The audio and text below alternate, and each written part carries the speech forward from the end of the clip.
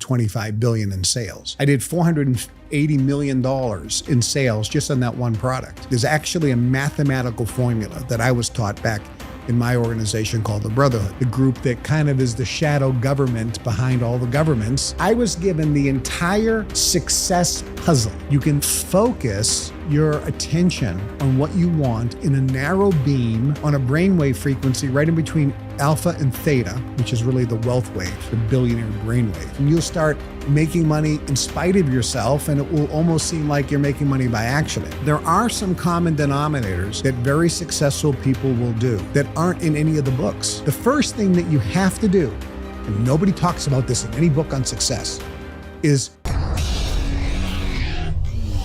what it is. Brad Lee back again with another episode of Dropping Bombs. Today in the studio, folks, I got a real treat for you. Kevin Trudeau's in the house. Welcome back, I should say. Welcome back. Well, glad to be here. Now, if you guys don't know who Kevin Trudeau is, you're probably a brand new puppy. But if you know it, if you've been around a minute, you would remember Kevin, number one, because he had the memory program. You would remember the memory program. Yes, you would. And you would see him all over infomercials back. I don't even know when it was. Back in 1989, I went on TV infomercials and basically controlled most of the infomercial time in the United States, Australia, Canada, New Zealand, and South Africa. So 80% of all the stuff that was on there at a certain point in time, like in Australia, was all our programming. Yeah, and you were making, millions. And what you just told me, I said, excuse me? Yeah, you said billions. Billions. We did all the enterprises, not just infomercials, but the mining operations and all the other companies I had. I had 3 TV networks in Europe. I launched the Golf Channel. I launched a shopping network called Shop America, which was second to QVC. But altogether, in today's dollars, it's estimated around 25 billion in sales. So they were really big enterprises with, thousands of employees, which sounds exciting and so forth, but, can be a lot of headaches and hassles as well. But it was a very fun enterprise, and the enterprises were all interconnected because everything we did was designed to positively impact people's lives in some way. It wasn't just to make money. And there was a lot of deals that came by. Oh, we can make a lot of money here, Kevin. We can make a couple $100 million on this. And I just didn't have any interest. It really had to fall into the mission or the purpose, which was to positively impact people's lives. And I had to promote things that I was actually using and taking, and I got benefit from, and my family members and friends were. And only at that point did I say, okay, we can now offer this to the public because this is something that people really need to know about, or a program like Mega Memory, or the speed reading program we had, or the math program we had, or the Natural Cures book that I came out with. These are the things that I was utilizing in my life and seeing great benefit. And then we could offer it to others as well. And in the process, there was a lot of profit as well. Are you from Canada? No, but Trudeau, the last name, obviously like the Prime Minister of Canada. My father's line is French Canadian, but my mother's Italian. But you say process. I do say process because I spent so much time living in Zurich, Switzerland, and also in Sydney, Australia, which were 2 of my favorite cities that I lived in. And I kind of got into the habit of saying process. So when you were like in your heyday, how much money were you bringing in? Like, were you just extravagantly wealthy? Well, we were running in just the United States. We were spending around $2 to $3 million a week in advertising. And we were generating a ratio. Now in the marketing world, they call it ROAS, return on ad spend. Back then, we just said ratio. If you spent $2 million and you brought in $4 million, you did a 2 ratio.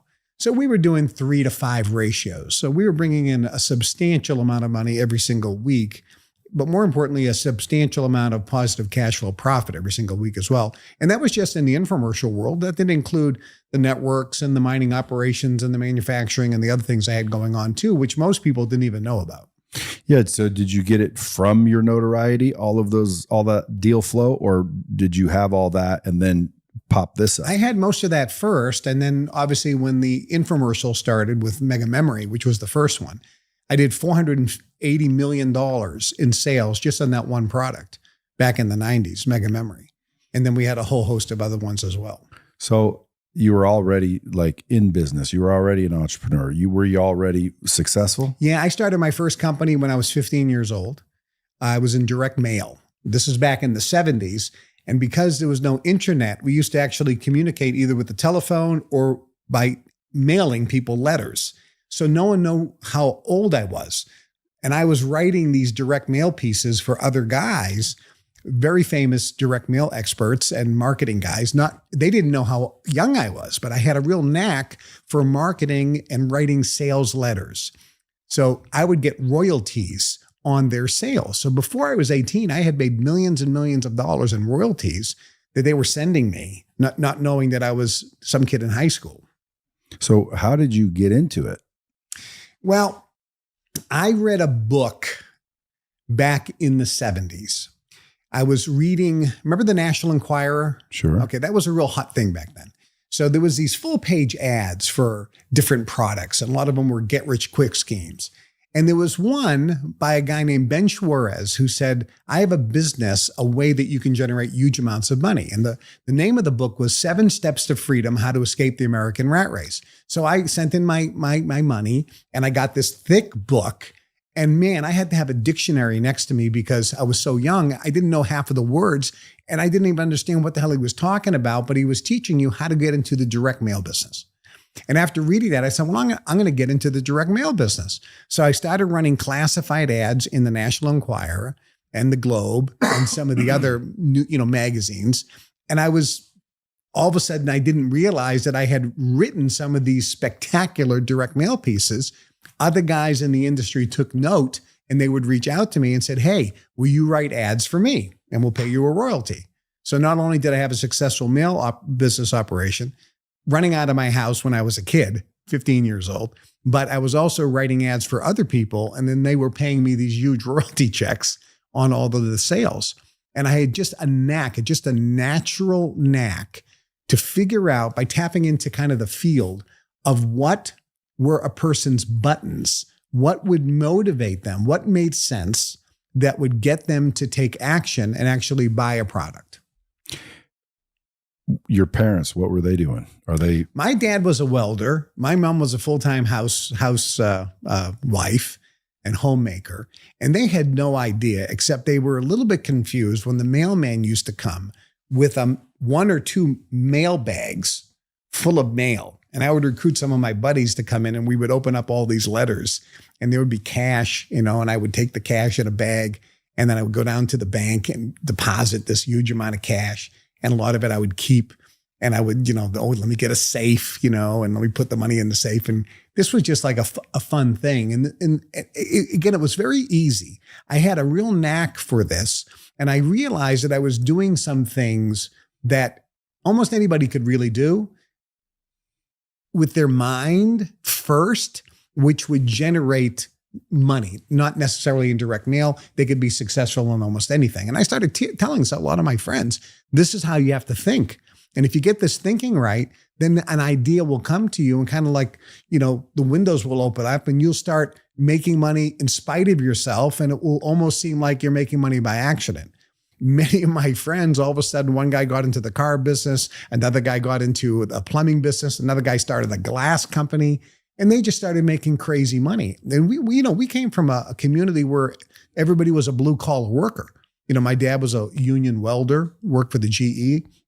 Where were you living? Lynn, Massachusetts, which was a union. It was a union blue collar place. We lived in a house. It was like 1,200 square feet with 1 bathroom.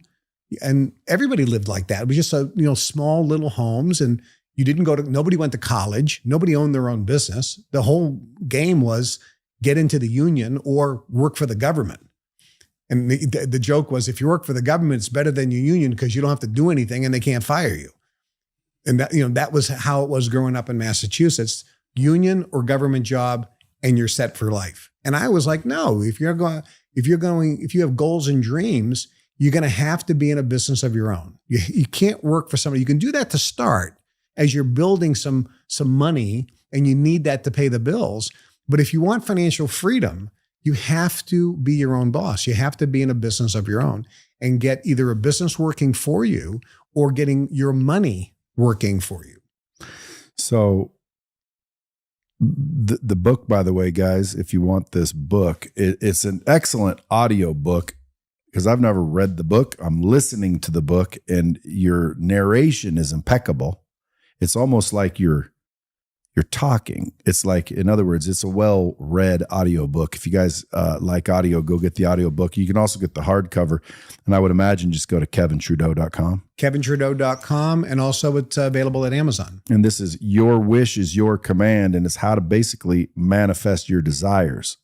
Yeah, it takes, a lot of people are familiar with Napoleon Hill, Think and Grow Rich. Yep.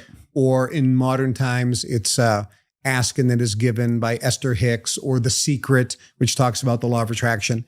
And a lot of these books are good, and I actually recommend them, but they're missing key elements.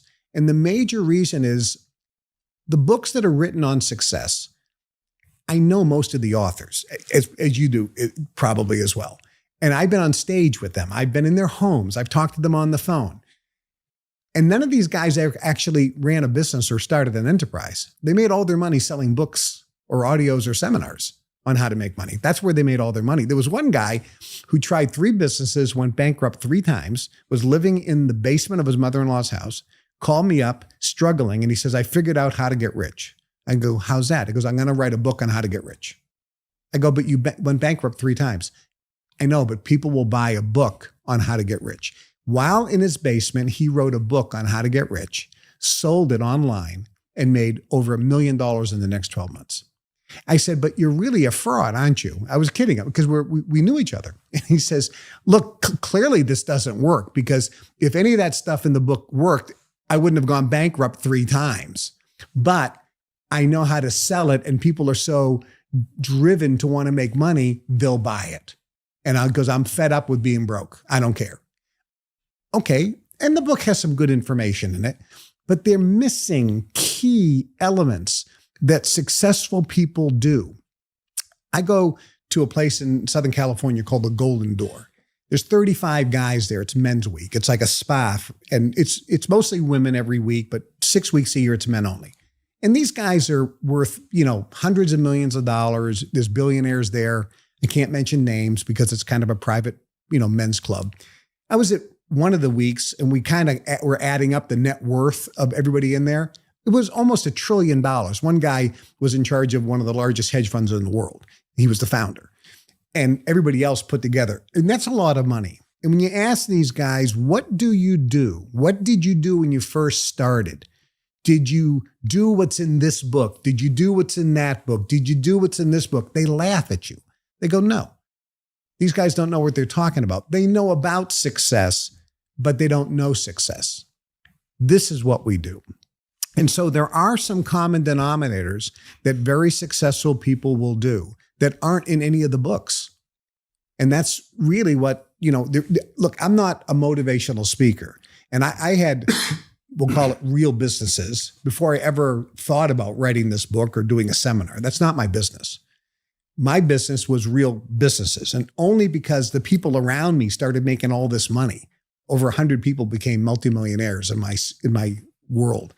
I mean, one guy was a UPS truck driver. Another gal came over from South Africa, and she was a file clerk at minimum wage. She went on to become multimillionaire in real estate. Another guy was flipping pizzas, sleeping on a blow-up mattress in his mother-in-law's house while he was trying to start. And they all became multimillionaires. So people started. Another guy was a travel agent, and he was living in a 1-bedroom apartment with his new wife, not making just barely making ends meet. And then he met me, and I started teaching him what to do. And he went off and started businesses doing hundreds of millions of British pounds a year in England. So people started saying, Kevin, what are you teaching these people? Because clearly it's creating success. Why don't you teach it like to other people? I said, that's not my business. That's not what I do. And it was only after so many years that people were hammering me, please teach it. I said, okay. So about 20 years ago now, I went into the Swiss Alps at one of the chalets. It was a big, huge compound, actually, of one of my brothers in the organization I was a part of called the Brotherhood. And I went there and I said, we're going to teach. We're going to bring 100 people in. We'll charge $50,000 for the weekend. So we'll get people that are serious. they can't be wealthy. They can't be millionaires. They got to be people who want. How'd they afford 50K? Well, that was the whole point. They had to figure it out. So we said, we want somebody who's serious. So they can't be a millionaire. They have to come up with the money. It's going to be a big sacrifice because we're going to see, does this actually work? So I brought them in, and to prove that what I was teaching was legitimate, I had the king of one country was a friend of mine there. I had president of the big organizations, global organizations that were there, very well known, billionaires, royal families, et cetera. And they basically gave the credibility because, who was I, that this is what we use in the highest levels of wealth in society around the world. And I taught for 2 days an algorithm, effectively, a 40-point algorithm on this is what creates success. There's actually a mathematical formula that I was taught back in my organization called the Brotherhood. And these points, if you do them, you get a score, and this will determine whether you produce what you want. You manifest your dream. Manifest is the big word today. Oh, we're going to manifest your dreams. You create wealth, you make money, you set a goal and achieve it. Those are the words that we used to say. Now it's manifesting. So I taught this for 2 days, and we entitled it Your Wish is Your Command, because your wish really can be your command. I recorded it. And then I went into the studio, and then I put it on CDs. Remember CDs? And we sold the CDs, and we would monitor these folks and said, what were the results? Well, over the next 5 years, the results were just astonishing. Virtually all of those 100 people in that room, all of them, starting from very low, all had a net worth of over $1 million in 5 years. Some of them went on to make tens of millions, hundreds of millions of dollars. And remember, these are people that tried everything else before. They went to this guy's seminar and this guy walking on fire and this and that. And it was like, look, nothing seems to be working. And when they went through this, they said, how come nobody else is teaching this or this or this or that? And I go, because they don't know about it. They know about success, but they don't know success. They were really never given the entire puzzle. When you think about, and guys, they're teaching how to make money seminars or how to manifest seminars. And they're always trying to come up with a new idea. I got to come up with something else to sell. I got to come up with a new idea. I just discovered this great thing, everybody. Pay me 10 grand for this. Oh, really? You just discovered it? You didn't know it? I'm not discovering anything, and I didn't make any of this stuff up or create it. I was taught it, and all I'm doing is sharing it. I was given the entire success puzzle, the entire thing. So all I do is now say, look, I have the whole puzzle. I'm not having to figure anything out new, and it's nothing that I'm creating. I'm just sharing with you, this is puzzle piece number 1. This is puzzle piece number 2. So as people go through the various puzzle pieces, they all connect because it's one puzzle. And I got the whole puzzle. Nobody has the whole puzzle. That whole puzzle is the 40-piece algorithm with everything in it. This is what causes and creates success. You can look at any person on the Forbes 400 list and lay out this 40-point algorithm and saying, are these guys doing it? And you don't have to know them. You can just read about them and you can ask ChatGPT and they'll say, show me that if this guy is using these things, which is what we did. And they say, yes, here's the evidence that they're following this. Then if you can take, Joe Lunchbucket over here who's struggling, a nice person who really wants to be successful, but just can't seem to get it going. And you can see, you're not doing this, you're not doing, here's a perfect example. There was a guy who was struggling. He was teaching seminars on, get this, your words create your reality. That's what the seminar he was teaching. Kind of like Shad Helmstetter. What you say is what you get. Your tongue is a creative force. You're hung by the tongue. Okay. Is that not true? It's true. But here's, I was going to say, I believe that. It's 100% true. He was teaching seminars on it, but here's what he would do. He'd look at a contract or look at a deal, and out of habit, he would say this, well, I have a concern here. A concern? That means you're coming from fear. He didn't even realize that he was using the word concern. And that word concern, when looking at a contract, was putting out a vibrational frequency of fear, and it was creating lack of success. You can't have fear and succeed, right? It goes counter, it's a counter intention to you wanting to succeed. Fear of losing, fear. So he had all this fear. I said, look at that same contract, change you don't even know what you're saying. He said it out of habit. I said, change it. When you find something in the contract that you don't like, saying, hey, I found something in the contract I have some questions about. Or I found something in this deal that I'd like some clarification on. No fear there, right?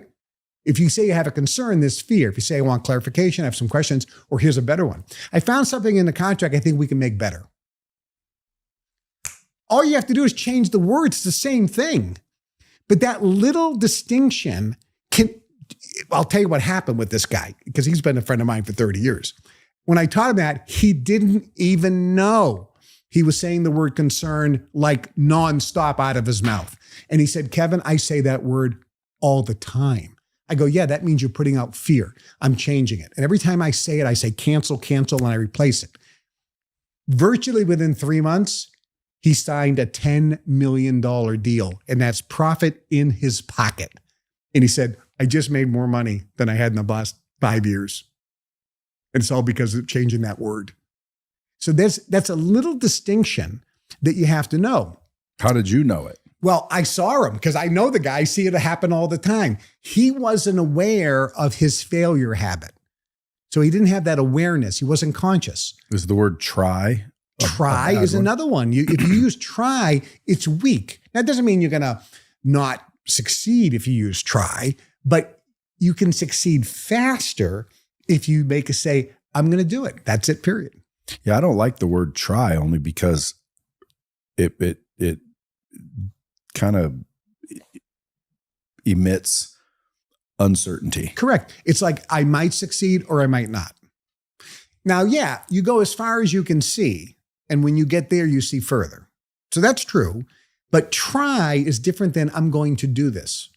Have you read The Science of Getting Rich? Of course. Waddles. Exactly. And that's one of the original ones. Yeah, he was before Think and Grow Rich. Exactly. And there's even Charles Haniel, Master Key to Riches.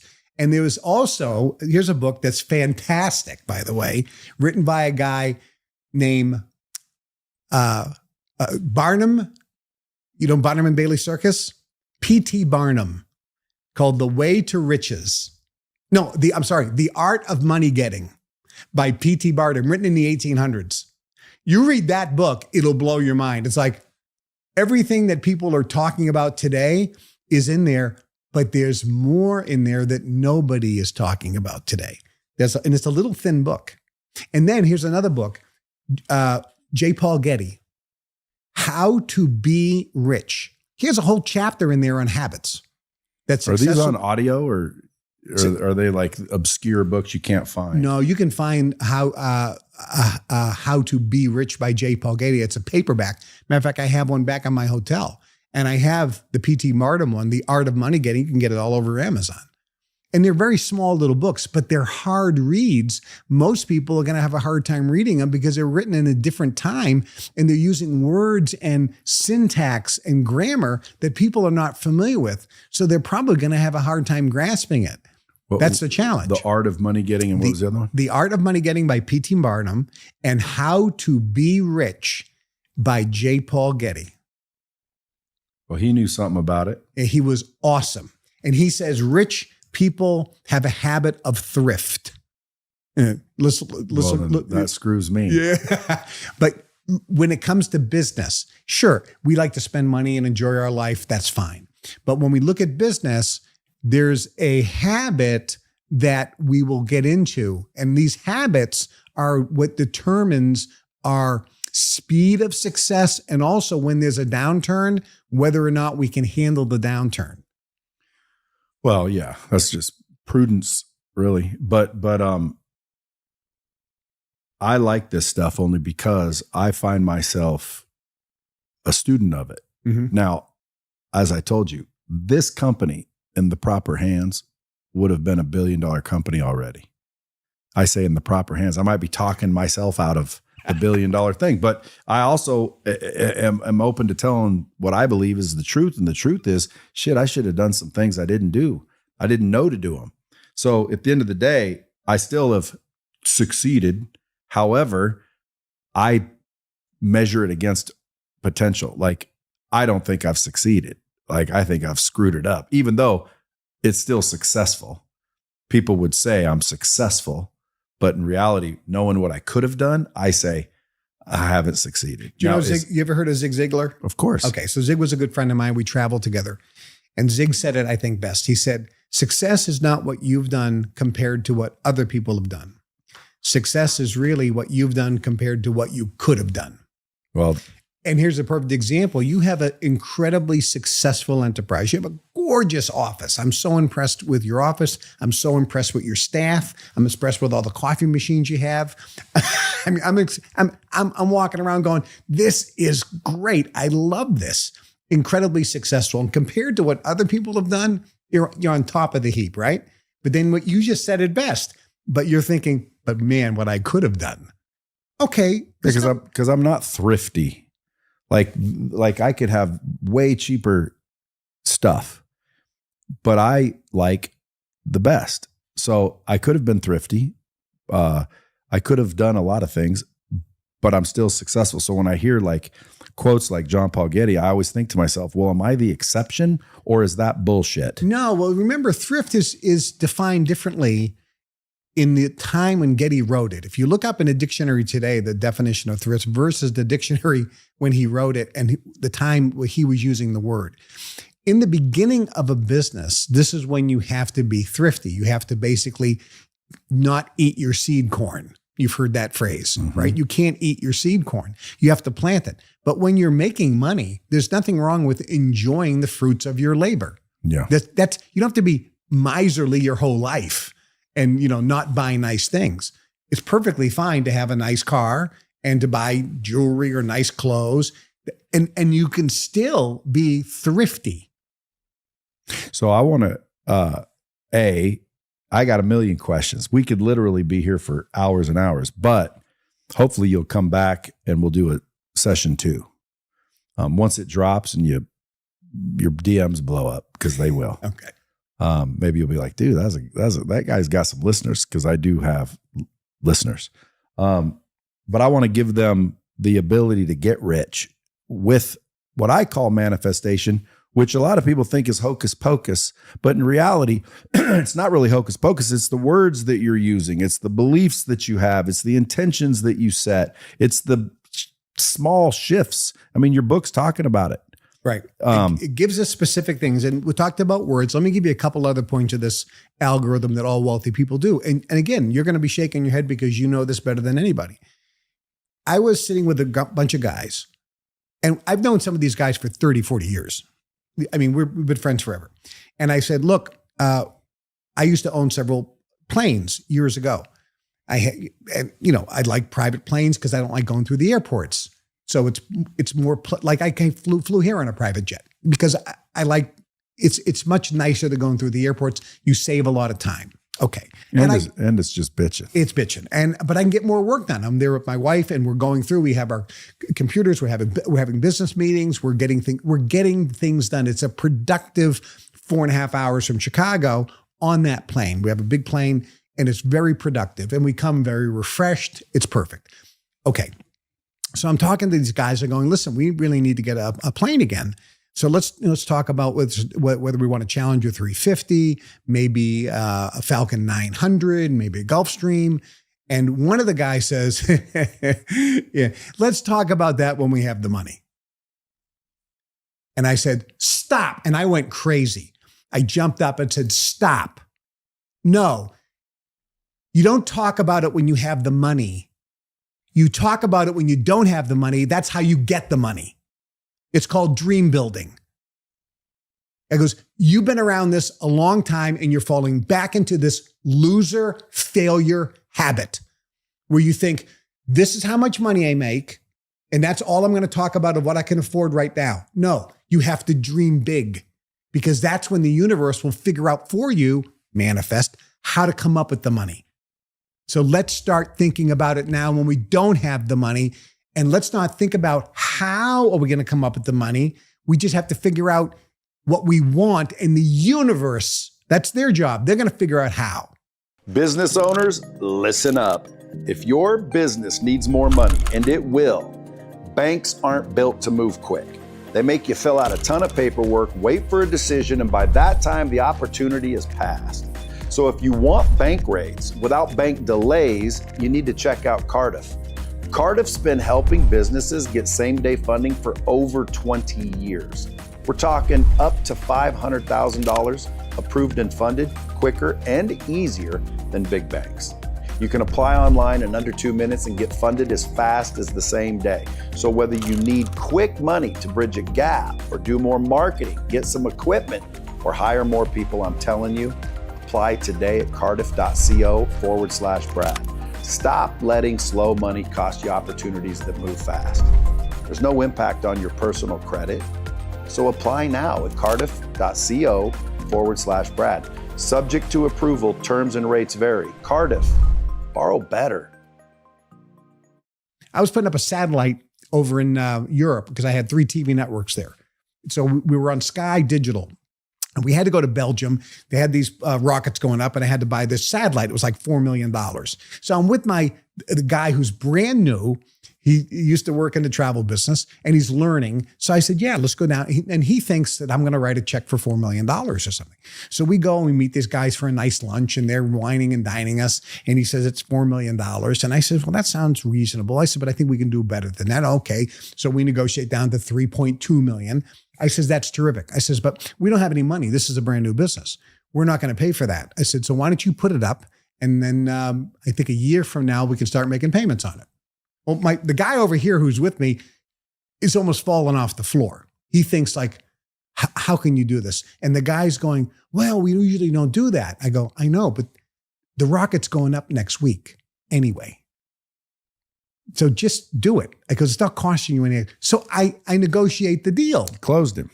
You're damn right. I wasn't going to put up that money because the company didn't have it.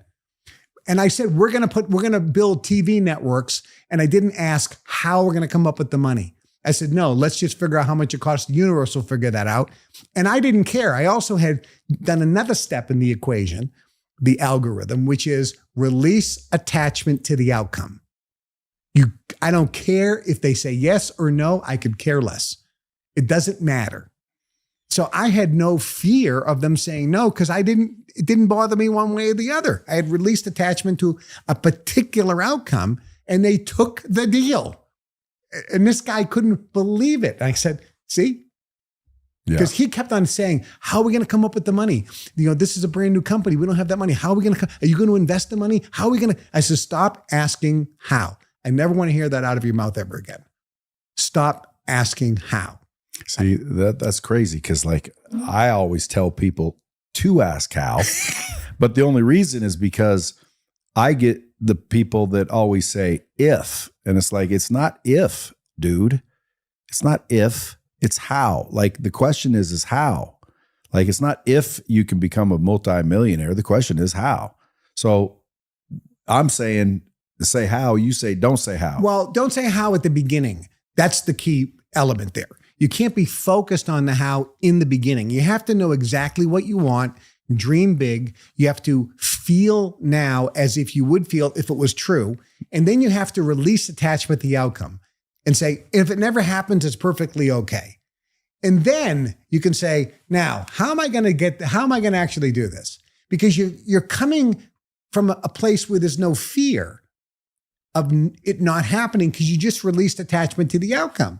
And you can say, well, I don't know how. Universe, you figure it out for me. Yeah. And then the how will present itself. It does. It will present itself when you have released a fear that it won't, or a need that you have to know how before you start dreaming about what you want. Yeah. The dream has to come first. Walt Disney he was flat broke. They had stolen his cartoon character, the New York guys. They had stolen the cartoon character that was going to make him wealthy.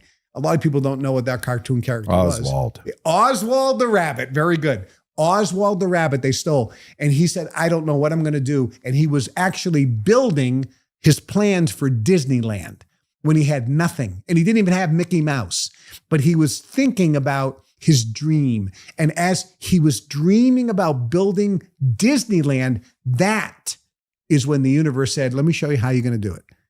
And that's when he woke up in the middle of the night and said, wait a minute, Oswald the rabbit didn't make Walt Disney. Walt Disney made Oswald the rabbit. And if Walt Disney created Oswald the rabbit, Walt Disney could come up with another character. And in the middle of the night, he scribbled out Mickey Mouse, which gave him the money to build Disneyland. But you see how it went in steps? Yeah. He dreamed first, and then the universe gave him the how, and it presented it to him, and he took advantage of it. A lot of people are asking how, and then they get opportunities all the time, and they foo-foo it. And they go, oh, that won't work, or that they're skeptical. And you keep asking. Your wish has been granted. The universe keeps sending you a boat and a helicopter to save you, and you keep saying, no, I'm waiting for God to save me. It's right there in front of you. So you have to see and be aware and be conscious of what actually is being presented to you as well. What do you say to people that say, oh, bullshit, Kevin? That's bullshit. I say, stay broke. I'm not here to, look, guy told me a long time ago, Kevin, don't try to make a pig sing. You waste your time and annoy the pig. So if somebody says, oh, that's all bullshit, that's blah, blah, blah, blah, blah, blah. You know what I say? I go, nothing. I say nothing. I'm not here to convince anybody. Yeah. I live a great life.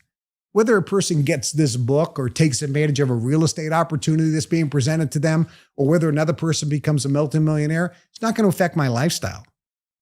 Not going to affect my life at all. How is your lifestyle now? My lifestyle is awesome.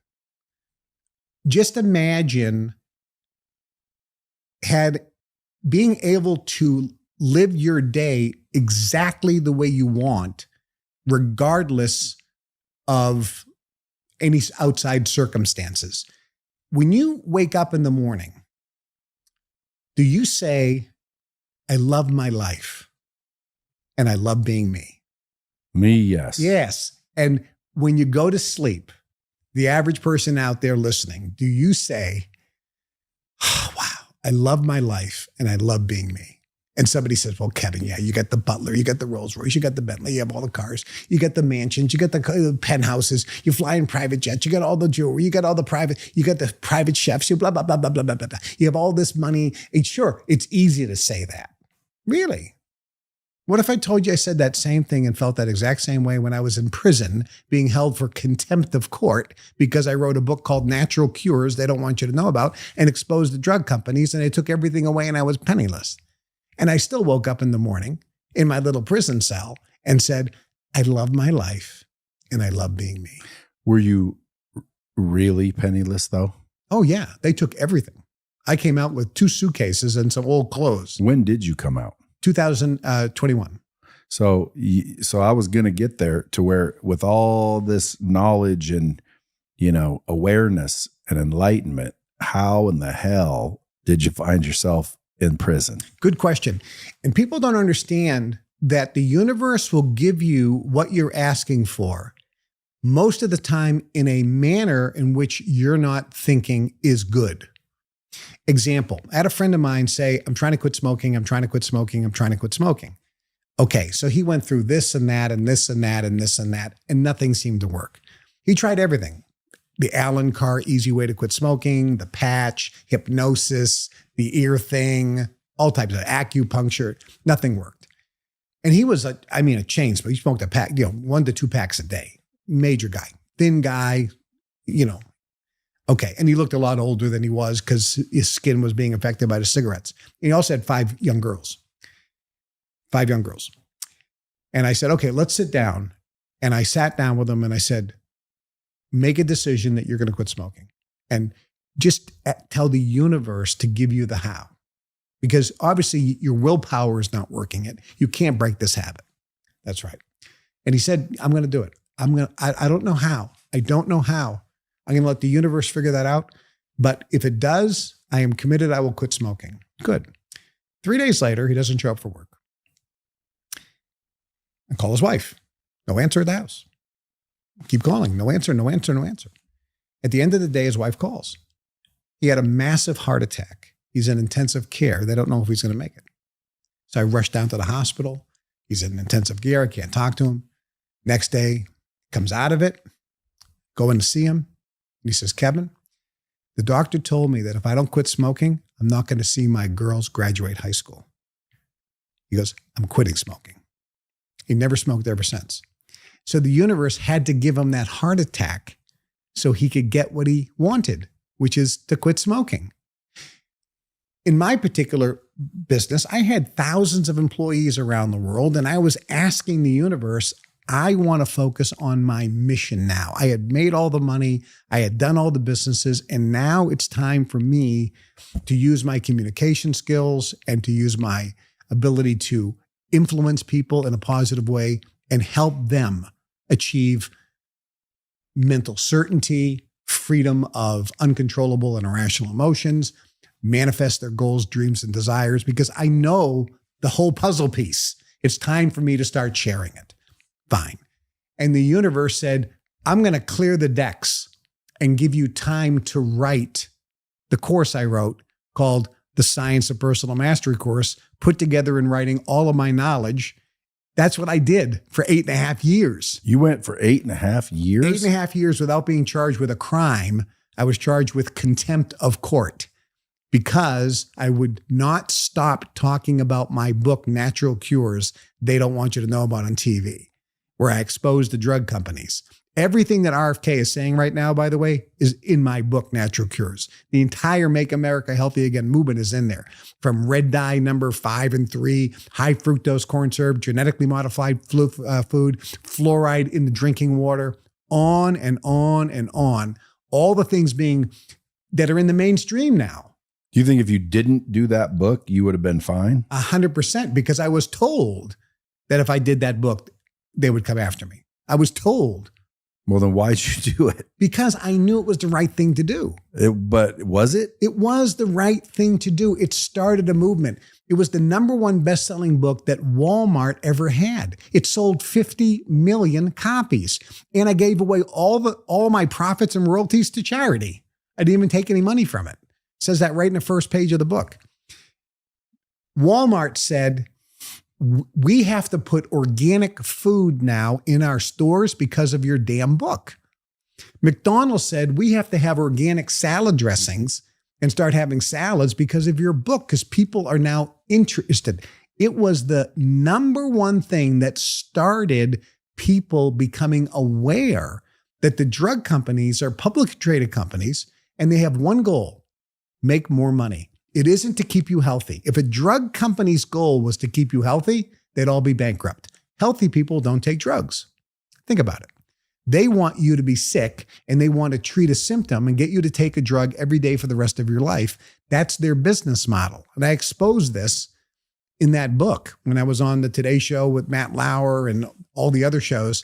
They would come and grab me. Matt Lauer grabbed me and said, Kevin, listen, talk about the Natural Cures book. Sell a lot of books, but don't mention the drug companies. They're our biggest advertiser.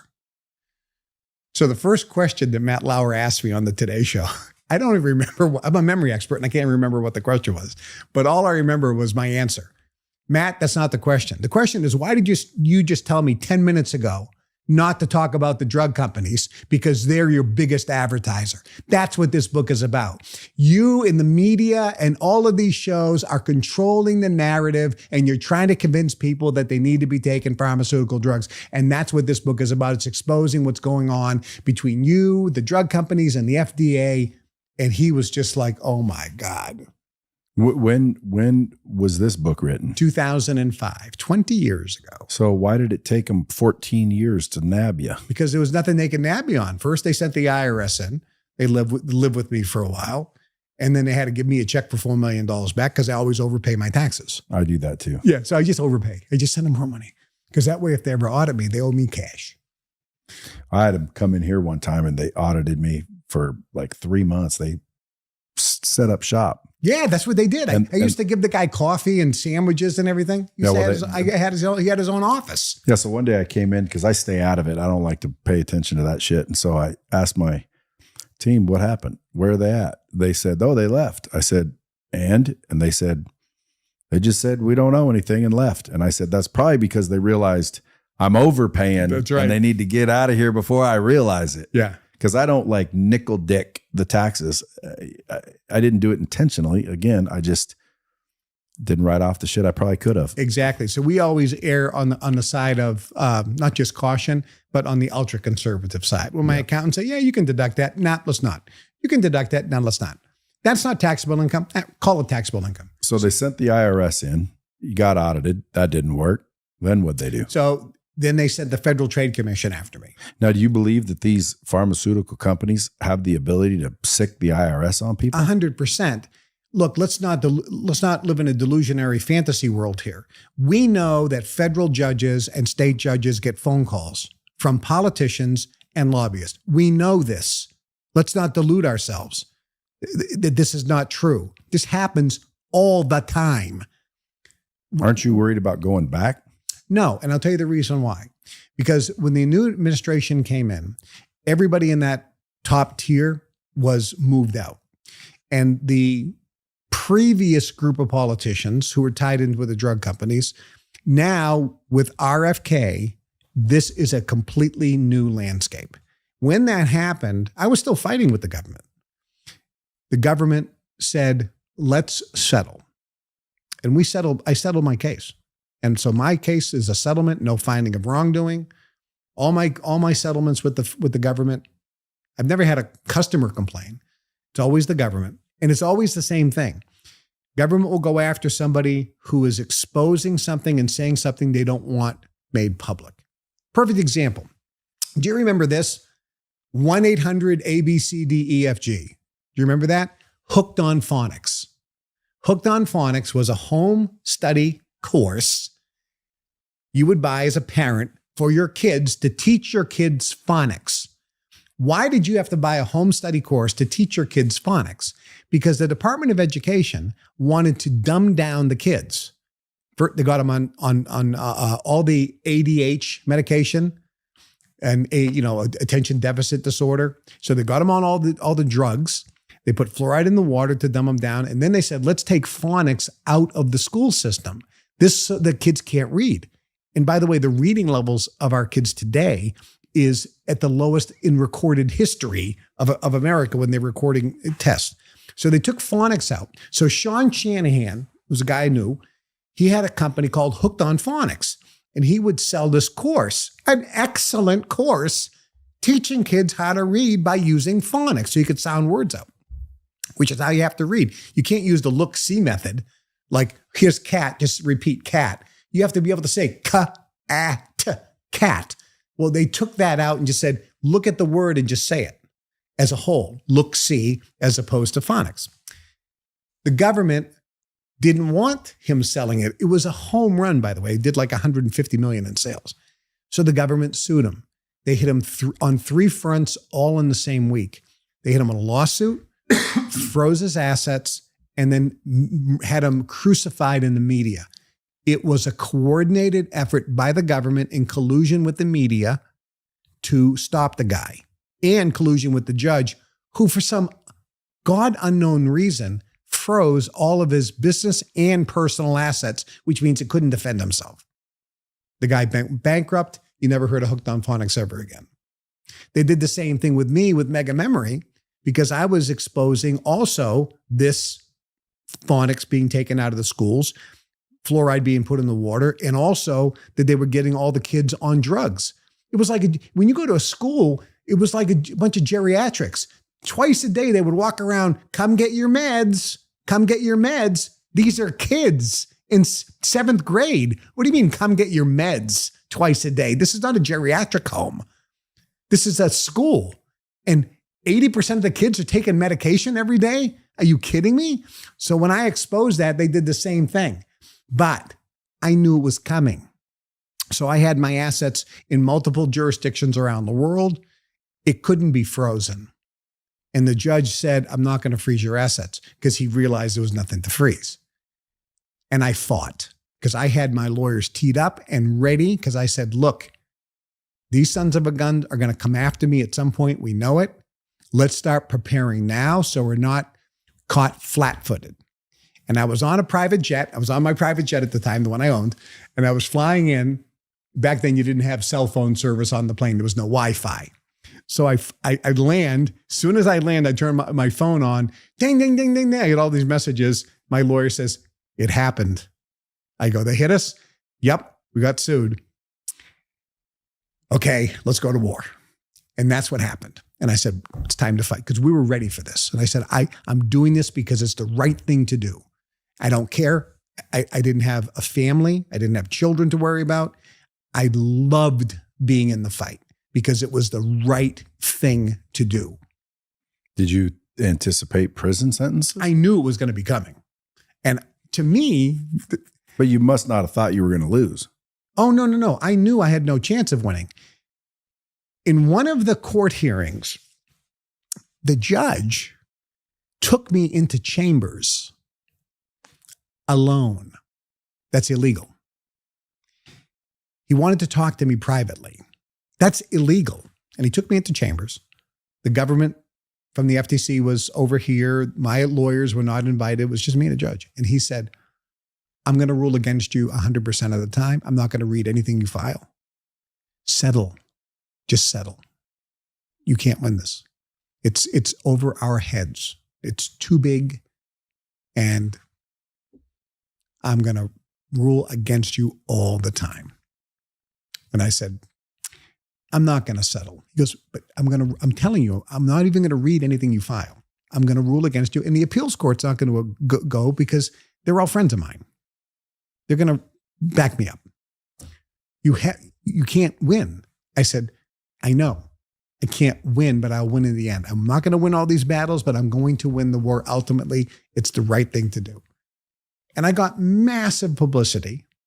Most of it was negative, but it still worked because everybody who was reading the book, Natural Cures, knew everything he said in the book is true about how the government's going to come after him because it's playing out right in front of our very eyes. So every time that they would do something negative or the media would say something negative, book sales would skyrocket. So I knew I was positively impacting more people over and over again. And I didn't care about the money because it's like, Walt Disney, when they took everything away from him, he said, they can't take away my ability to create. So to me, when I went away, it was the greatest gift I ever got. I got everything taken away. I got to rest and relax for 8.5 years. I wrote the Science of Personal Mastery course. I put the final touches on Your Wish is Your Command. I meditated every day, did yoga, exercised, played ball, shot pool, learned 3 foreign languages. I played bridge, became a really good bridge player. Loved playing bridge. Met incredible people. Jeff Skilling was there from Enron. Jesse Jackson Jr. was there. Where was this? This was in a federal prison camp, Montgomery, Alabama. But even on the way there. FCI low?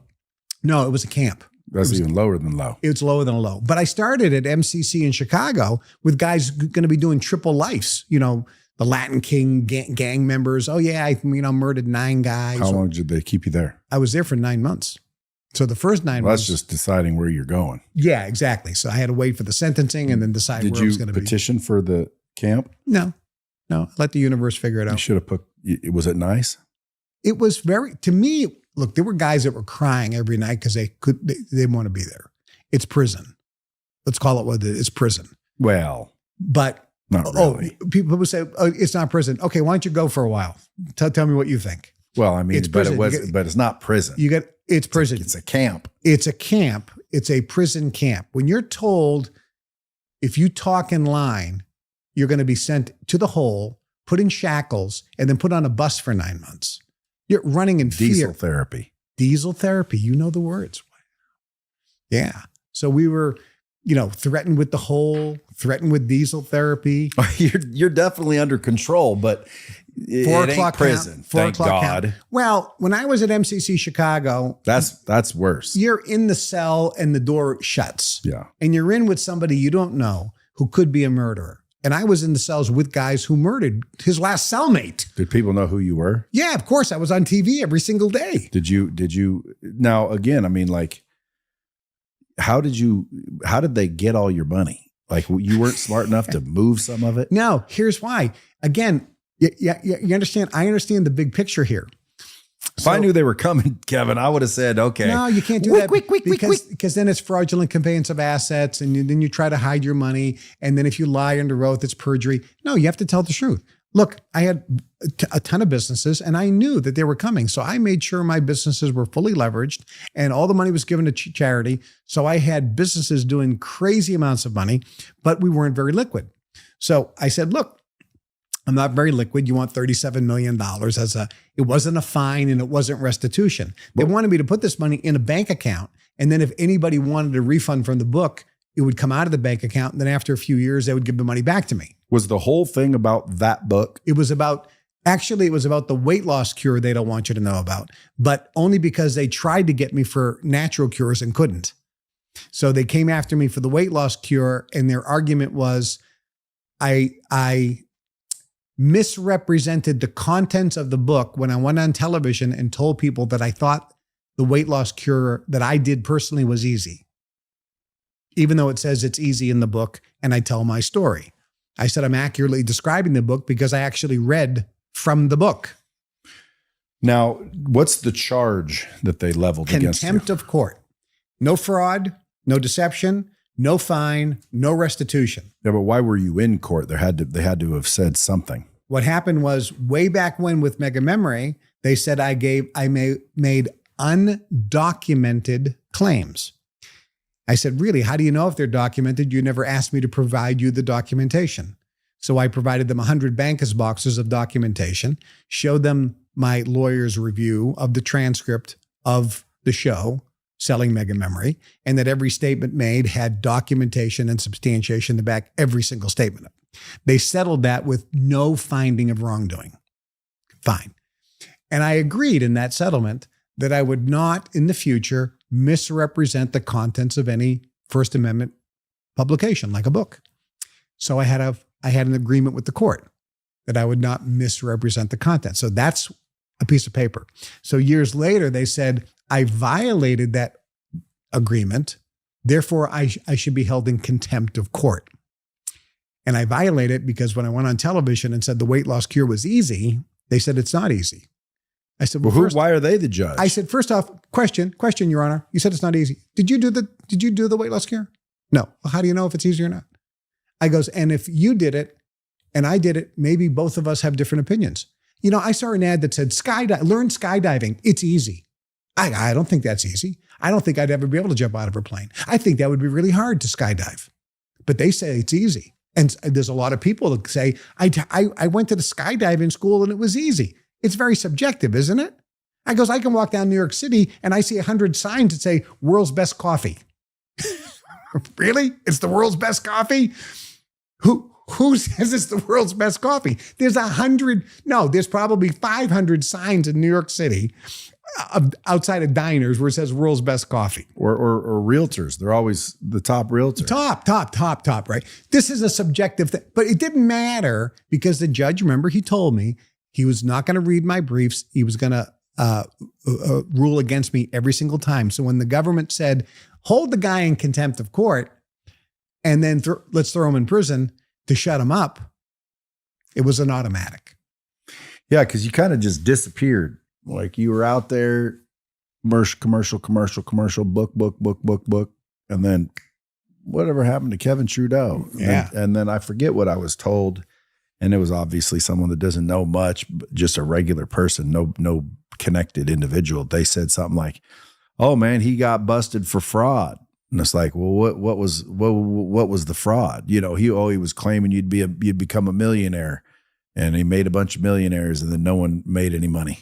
Yeah, 100% not true. That's not even on the internet. Yeah, so I don't know where that came from. Well, again, knowing what I believe, which I think a lot of people are waking up to, the government and the media aren't necessarily the biggest truth tellers on the planet. And if you cross the real people, because it's not the government. The government is not in charge. Well, I mean, technically they are, but those phone calls, that whoever's making those phone calls, that's who's in charge. Darn right. And when you're making billions and billions and billions and trillions, if not billions of dollars, you can pick up the phone and cause anything you want to happen. Correct. And you got in their crosshairs. Yeah. And, there's movies out there that talk about this. Do you remember The Running Man with Arnold Schwarzenegger? Sure. Yeah. I was just watching that a couple days ago. I hadn't seen it, actually, the whole movie all at one time. And it was an old movie.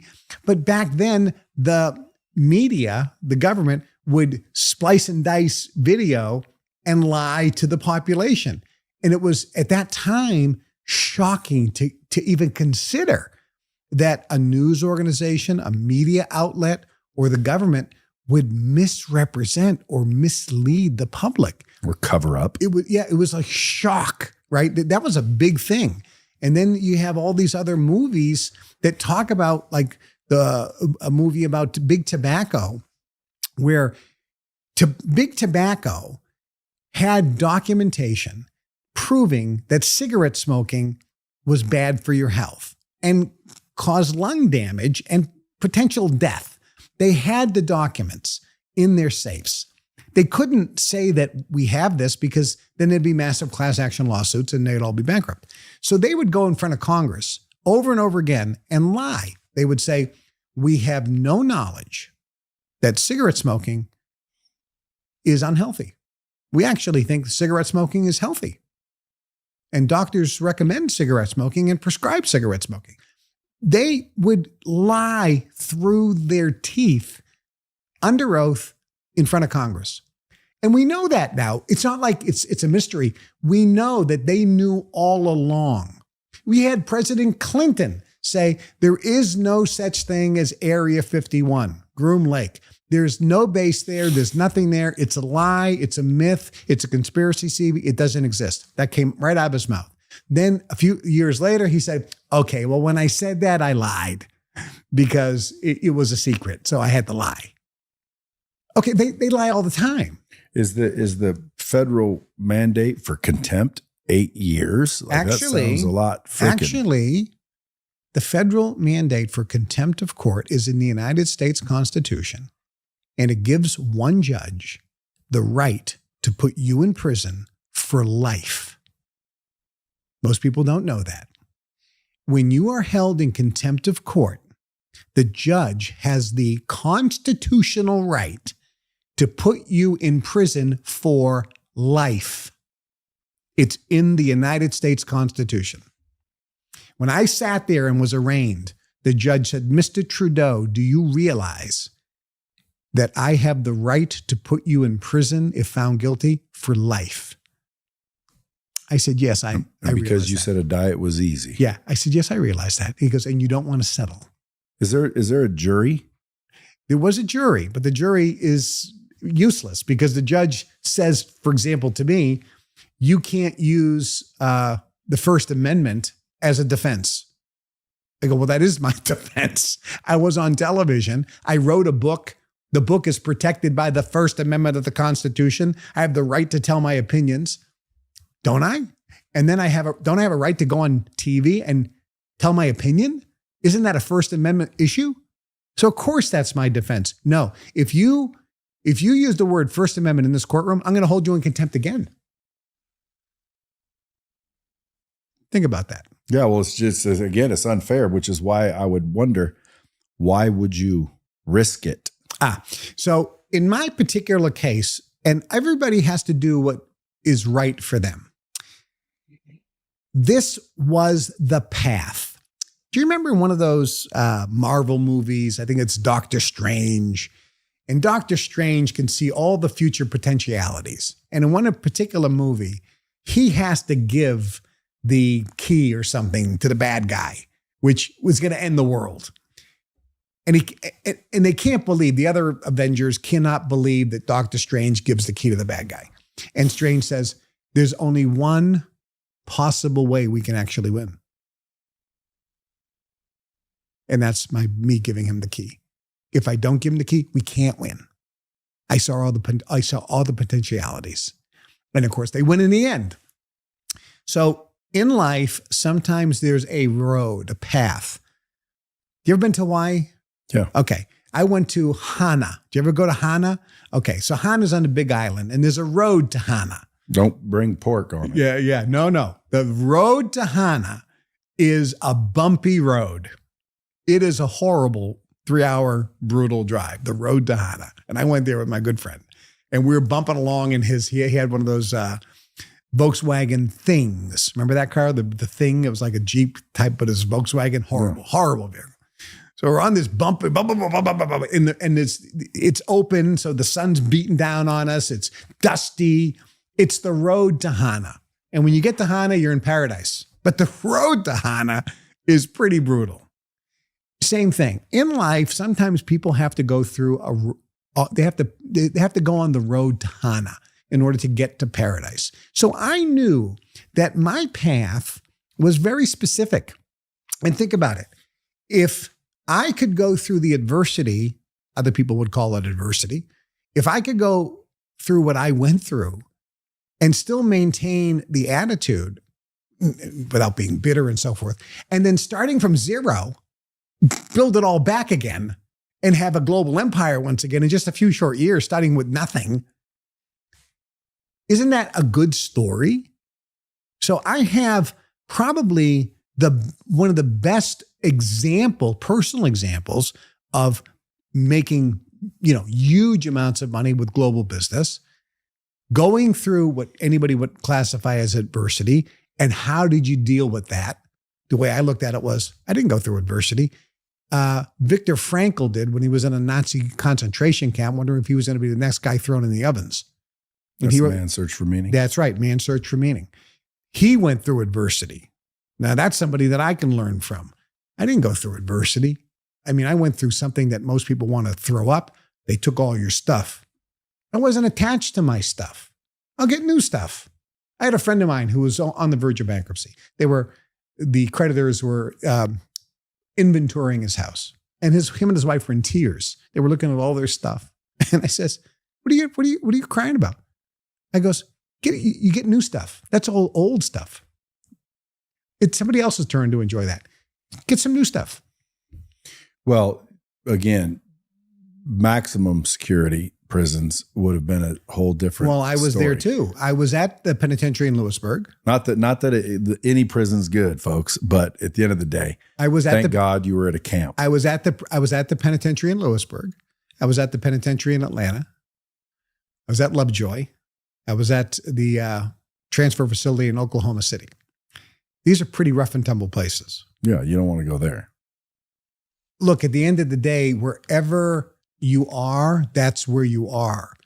You can't resist what is. You have to acknowledge what is. Yeah, but you could have settled. I could have settled. Why would you be willing to go to prison for 8 years just to be right? Because if I settled, I couldn't fulfill my purpose or dharma or mission. That's why. Can you now? I can now. Now I have a clean slate. If I settled. What if you go back and do it again and they just do it again? No, that game is over. Because again, I mean, like nothing's changed. Nothing. Oh no, a lot has changed. Again, with this administration. Yeah, but they'll be out in 4 years. Yeah, but everything's already changed. The cat's out of the bag now. You can't put the toothpaste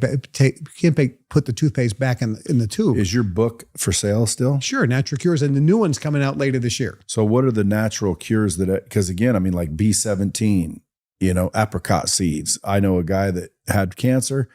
For somehow, I don't know how you would discover eating apricot seeds, but according to him, ate apricot seeds, his cancer went away. Mm-hmm. He started telling people, and well, that's what Laetrile comes from. I mean, that's been around for a long time. Yeah, and selling apricot seeds, and then he went to prison. Of course, because you can't do that. And it's like, wait a minute, it doesn't make sense to me why they can't do it. Like, if I legitimately did something, and I say I did something, and it was the truth, how can they put me in prison? Because they did. There's a law. The law right now says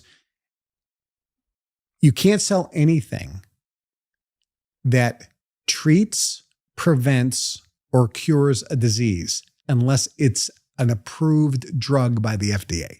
So why don't we change that as a population? That is on, let's say, RFK's list to change, because you can't say orange juice can cure you of scurvy, even though we know it does. Scurvy is a vitamin C deficiency. And if you have scurvy and you drink some orange juice, in a day, you're cured of scurvy. Is scurvy even a thing anymore? Not so much, but let's assume you had scurvy. Okay. Like that's why the limeys, the British got that term limeys, because they used to bring limes, which lime meant citrus, on the ships. So they prevented scurvy. But if you said that on television, you are breaking the law. And not that the FDA would go after you, but they can. And they would win based on the law. You just made a disease claim. You just said that orange juice can cure, prevent, or treat a disease, and orange juice is not an approved drug by the FDA. Therefore, you broke the law. And that's what they get everybody for.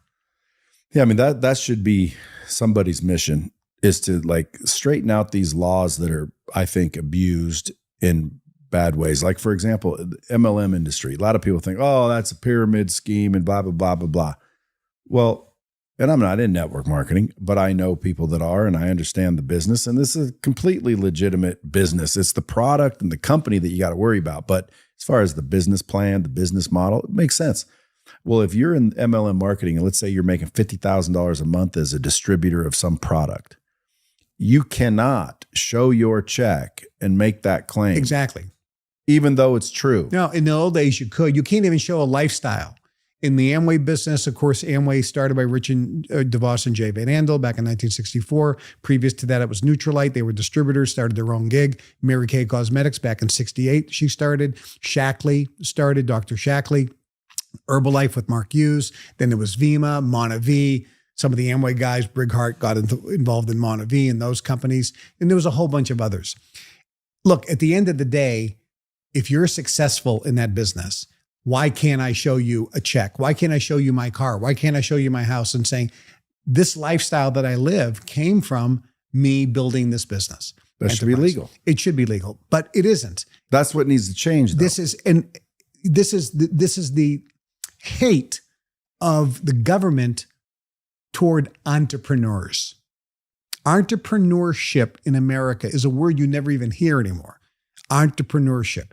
Capitalism, we hear a little bit, but we never hear of entrepreneurship. America was founded on entrepreneurship. People came to this country, immigrants from all over the world, at the turn of the century, not because they wanted a better life. They wanted their kids to have a better life. That's why they came. And that's what they said. They said, I'm coming and I'm going to sacrifice my life because I want an opportunity for my kids. They didn't come for a better life. They came so their kids would have a better life. And they worked their ass off 7 days a week so their kids had an opportunity. There was no welfare. There was no free lunch. There was nothing. Everything was nothing. You came here and you just had an opportunity. Entrepreneurship is the drive that says, I am self-sufficient. I can do it on my own. Go back to all the old movies where the Westerner, he's down on his luck, his crops failed or something, there's some famine, and somebody says, let me give you some money. And the guy says, I don't take charity. I can take care of my own. That was the mentality back then. They didn't even want to take charity from their neighbors to help them out. Let me give you a pumpkin pie. No, we don't take charity. This isn't charity. This is being neighborly. And then the guy would finally say, okay. But his mentality was entrepreneurial. It was like, I have self-determinism. I can do it on my own. So this is a trait that a lot of people today have lost. It is critical if you want to make money, if you want to feel good about yourself, to have that type of I can do it mentality as opposed to I need help from somebody else or the government. Having that I can do it mentality is a critical, and you know this because you talk to a lot of entrepreneurs. They're feeling that their confidence in their abilities and in their ability to handle things and in their ability to get things done and in their ability to work things out. Their confidence in themselves is higher than the average person, wouldn't you say?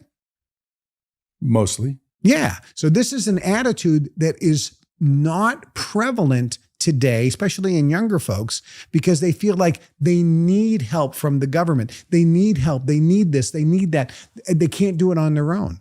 And we start moving people toward the correct mentality, that millionaire mindset, where they do have what it takes.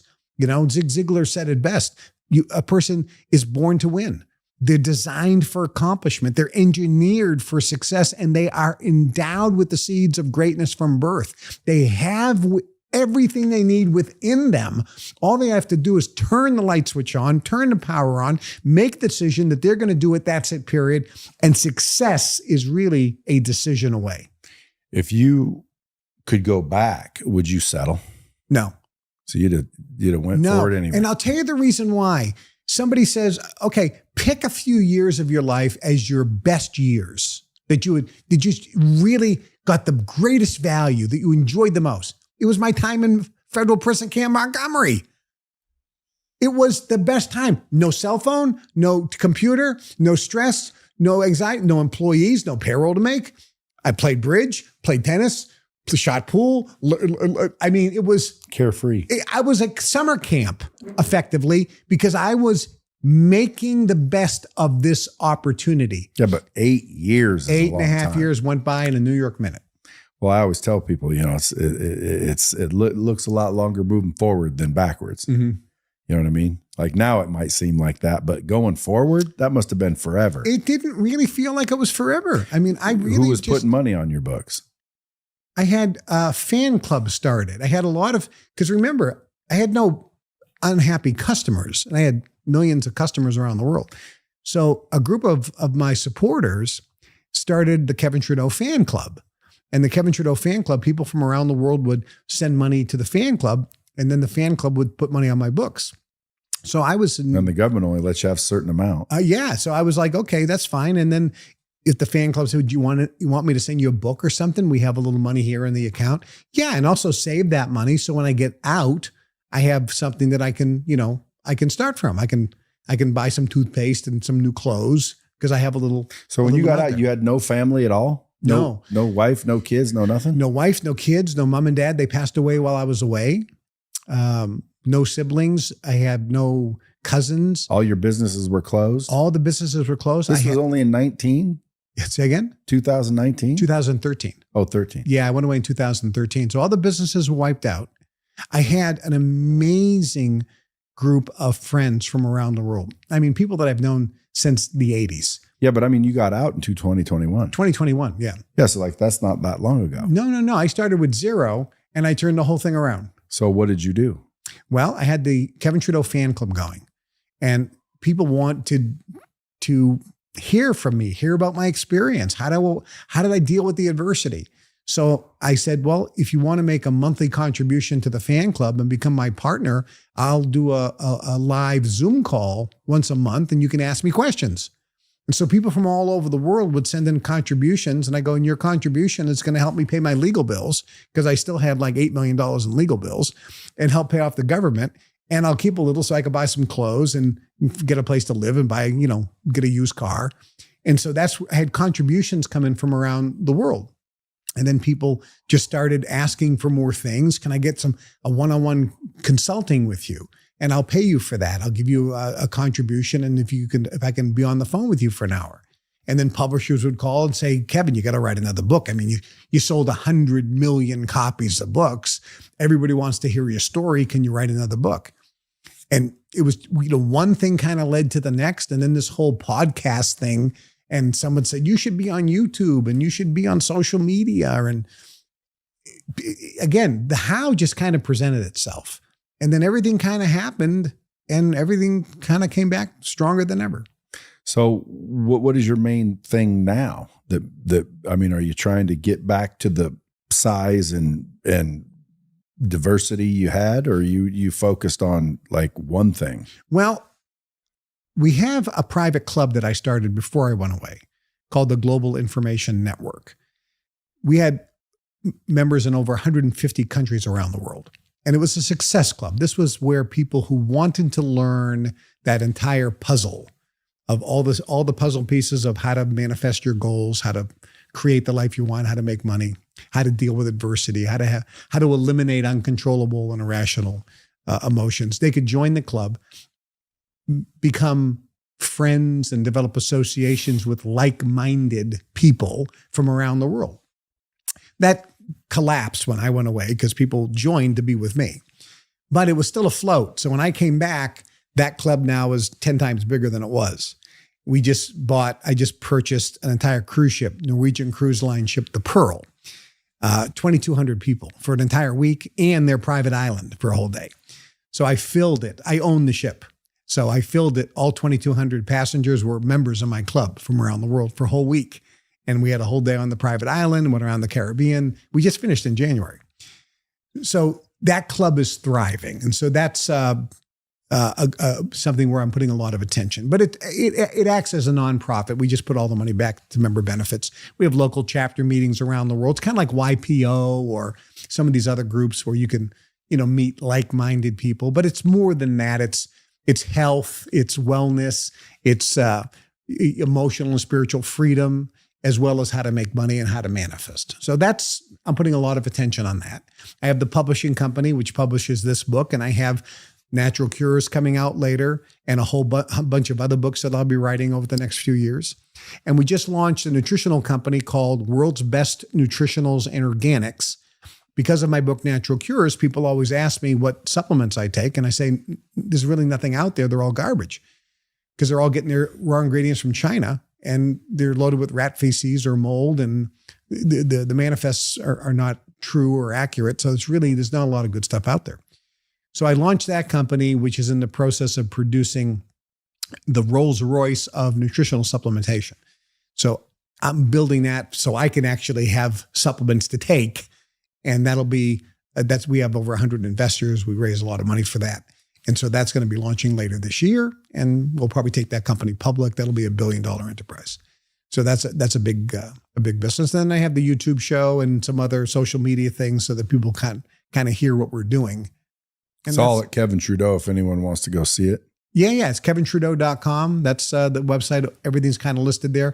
I do some one-on-one consulting. Actually, I have a really cool thing that I have now too, which it's called, when I was in the Brotherhood, my dad was a welder, right? And we learn by observing, right? Golfers, tennis players, they watch a great golfer and that's how they learn how to swing the golf club. Or a tennis player, they watch a great tennis player and you kind of get mentored from somebody who's really good. If you're in business, you watch a very successful business. Andrew Carnegie watched a successful businessman, and that's how he became successful. Same thing with Elon Musk. And they all had mentors who were very successful. You kind of mimic and model. Well, watching a welder dad, great guy, but how am I going to learn how to become successful? So in the Brotherhood, I was actually put into homes of very, very wealthy people to live for 24 hours or 48 hours and be a fly on the wall. So I would basically be silent for the entire time and just observe. So I could see how they made a phone call, how they wrote letters, how they dealt with their secretary, how they dealt with business meetings. What did they eat? When did they eat? When did they rest? How did they plan? How did they set goals? Did they yell and scream? What was their day like? I had no idea about how you actually get anything done in business. So by me watching these people, I'm like, oh my God, they actually wrote down a list of things to do and then prioritized it. Oh my God, he's actually writing stuff on a blackboard and then erasing, and he's thinking by writing. I didn't know that. I never saw that before. I didn't know that's what you did. He has a model of something that he wants to build, and he builds a small scale model of it. I didn't know you had to take a thought and actually create it in the physical universe in a miniature form first before it actually becomes something. I didn't know these things.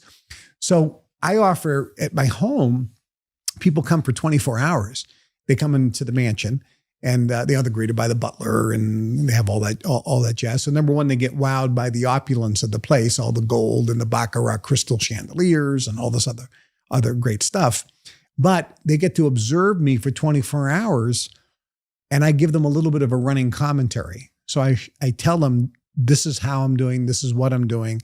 They may see me make a business call. I'm sitting there and a guy calls me. We're talking about private jets and he owned 3 of them. He bought them for cash and this and that.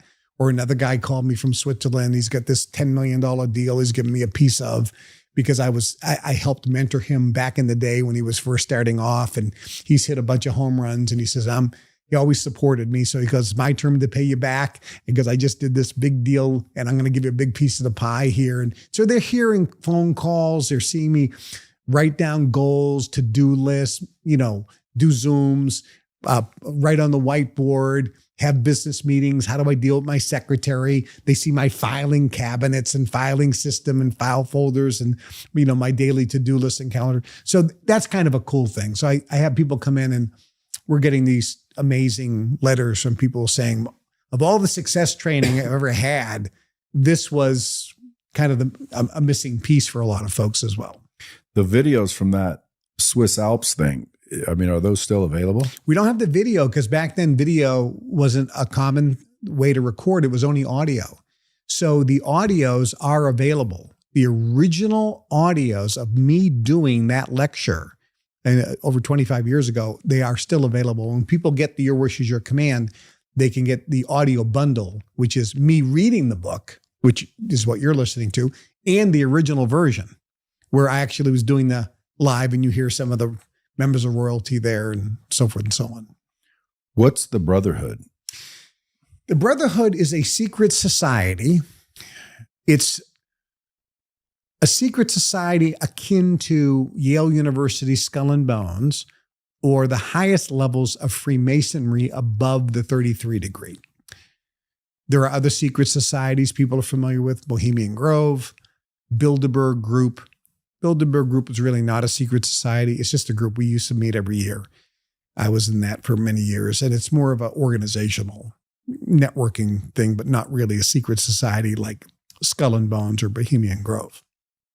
But the Brotherhood is a secret society. It's global. It's been around for many, many years, hundreds or thousands of years. People who are in it are usually from a bloodline. So success breeds success. So if you're from a wealthy family, a royal family, you're in. Not all, but you can be in. You have to have some high intellect and something in your DNA or some ability in your brain to do something pretty special. And you could say there's an ESP or, being a psychic or energy. Well, it could be just somebody you can calculate really quick in your head. And you've seen, people calculate like a chess player. He can calculate the moves. I'm playing chess with this guy who's a grandmaster, and it's like the third move. He goes, "You lost." I go, "What are you talking?" He goes, "You can't win." He goes, "It's impossible for you to win." He goes, You cannot win from there. You can't. It's over. That's how good the guy is, because he could see, calculate everything in advance, right? So in the Brotherhood, I was brought in 1969 because I had the ability to see energy. And I was tapped because they knew I could see energy because they could see energy as well. I was brought in and I was given a training program. In 69? 1969, yeah. How old are you? I was born in 63. So I was 6 years old, Lynn, Massachusetts, at the post office bowling alley. 10 lanes underneath the post office in West Lynn on Western Ave. My mom and dad were members of a bowling league, and that would take me along. And one of the guys came up to me and he says, "You can see what's in the corner, can't you?" Because I could see energy. And I didn't really know that people couldn't see this, because when you're seeing, it's not like, if you need glasses when you're a kid, you don't know that you need glasses. You just think that this is how you see the world. Until somebody puts the glasses on and it's like, "Oh my God, I didn't know it was something more than that." You don't know you need glasses if you have nothing to compare it against, if you've always had bad vision. So when you always see energy, things swirling around, it's like it morphs, like the tree kind of morphs from the physical tree to actually the energetic behind it. You think everybody does until you start looking, and you're looking at people and you're thinking, actually, everybody's asleep. They're almost in a trance, or really asleep is a better word. So when this person came up to me, I looked and he was very bright. His energy was very bright. and his mind was very bright. And he said, "You can see what's in the corner." And I said, "Yes." And he says, "I can help." He goes, "But you can't control it." And I says, "No, I can't control that." He goes, "I can teach you how to control it." So I'm in the brotherhood at that point. Now, not officially inducted in, but I was brought in, and he would basically train me, gave me some cassettes to listen to, gave me some mental exercises to do with focus, twisting, going inside the pineal gland to the heart, below the navel, breathing techniques. And I started to learn this. And then I was brought into the brotherhood, and I realized that they were the group that kind of is the shadow government behind all the governments. And they control a lot of the way the things are operating around the world. Well, why wouldn't they help you out of your jam? I was leaving the brotherhood, and so the jam was partially caused by them. One of the things that the brotherhood believed is that the ends justify the means. So they have a plan, which at the end sounds pretty good. No crime, no wars, no starvation. Okay, pretty good. But in order to get there, there's going to be a lot of havoc. And their strong belief is that there's a certain group of people in their DNA that are destined to govern and have the ability to govern. And therefore, they have to be the ones controlling, because they're the ones who can see all the moves on the chess game. And therefore, the training is only for them. My feeling was, no, there's a lot of people, maybe like me, that didn't come from a particular bloodline, that maybe should be exposed to how to dream big, release abilities, and create the life they want, and stop being controlled by the, puppeteers. The Matrix. Yes. And so that's where the differentiation was. So I decided, no, I think that I should be teaching people what I have been trained in. Not that everyone's going to buy into it. A lot of people are too stupid, quite frankly, that they're just not going to buy into it. Oh, that's crap, that bullshit. Okay, that's fine. And how's your thinking working out for you? Yeah, skeptics. Yeah, well, listen, no problem. But again, how's it working out for you? So I decided to go down this road, and that's where the disconnect was. So when I decided to leave, I was in that discussion about leaving, and they made sure that I knew what the potential ramifications were. Yeah. So to me, it's like, that's the only part I don't get. Like, I'm a pretty valiant guy, and I would, die for the right cause, but threaten me with prison, and here's the reason why 8 years in prison. I'd be like, okay, well, fuck, I guess people can figure out that apricot seeds cure cancer another way. I'll tell you the reason why. Because think of the adventure. When we were kids, right? When we were kids, we would get together with a bunch of guys. So let's go out Friday night. What do you want to do? Let's get into some trouble. Let's do something crazy. And we wanted to do something crazy. And we would like running through we'd do something, and I'll be chased by some guy out of his house, and we'd be running through the woods and get all muddy, fall down a